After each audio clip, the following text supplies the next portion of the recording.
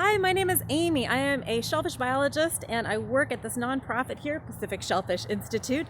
And the institute sounds large, but we're really a tight-knit family of about 9 biologists. But we partner with people all over the place, and so we work from California all the way up to Alaska. So I'd love to show you my outdoor office.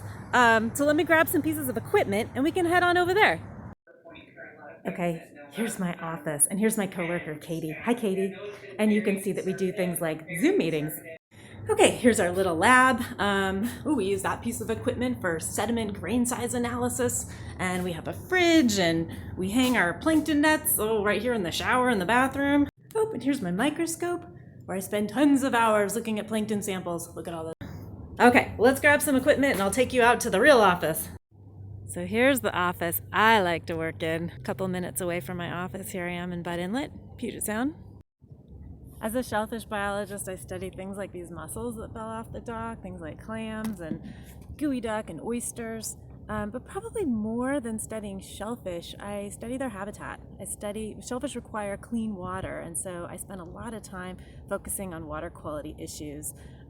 Things like marine debris, bacteria pollution, nutrient pollution, ocean acidification, things like that. Now, I'd be lying to you if I told you that I always knew I'd be a marine biologist. I had no clue. I did know that I love the ocean, though. I was pretty infatuated with deep sea divers. I would write reports about marine life just for fun. I love nature documentaries and thought it'd be really cool to be a scientist out in the field protecting the environment and the animals that live in it. I did end up going to the University of Washington, and I was in their oceanography department. I switched about halfway through and ended up getting a Bachelor of Science in Zoology. It's a very well-rounded degree. You take all the general sciences, and it's a great launching pad to a lot of different careers. I went to Friday Harbor Marine Labs, and that was a real game changer for me. I really fell in love with marine science at that point. After college, I had a lot of different jobs. Quite a few people in our office had lab jobs. I worked in a molecular biology lab. I worked in a chemistry lab. I had jobs as a night watch person on a ship. I had a job assembling office furniture. You know, you get all kinds of different jobs. Seasonal fieldwork jobs, doing bird surveys. I worked for Fish and Wildlife for a while, and eventually I ended up working at Pacific Shellfish Institute, and I've been here now for 20 years. This is my 20th year here. Crazy. And what I love about my job, it's the variety. I've had jobs before where you look at the clock and you're like, oh God, I can't believe it's only noon. That never happens here. Every day it's like, where did the day go? I can never get what I need to get done. There's so much variety. Because we're funded by grants, our projects change every year. So sometimes we're working on oyster mortality and trying to figure out why oysters are dying in the summer. Sometimes we're looking at biotoxins and scallops. Other times we're doing fish seines and looking at eelgrass or looking at the plankton communities. It changes all the time, and you're always learning something new. I love that. Yeah, sometimes in the winter you do a lot of grant writing and report writing, and then in the summer you get to go out and play and it feels like playing. You get to go do field work and collect data and figure out what it all means. So it's a very, very rewarding career. I love it. Oh, here, let me show you a couple snippets of some of the field work that we do.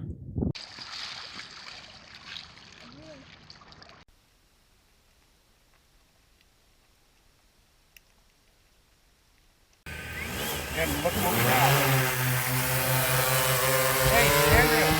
And I thought as a marine biologist, I would probably study something like, I don't know, seals or sea otters or something like that. But I was surprised to find out that most marine biologists study plankton. Plankton are amazing. If you look around, all the marine life that you see, all the fish and the octopuses and everything in the ocean is only about 2% of the biomass in the ocean.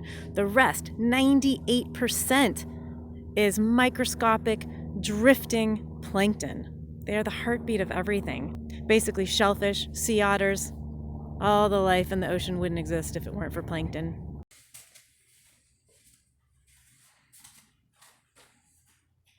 Most of the time I bring this equipment with me when I go test the water quality or collect a plankton sample.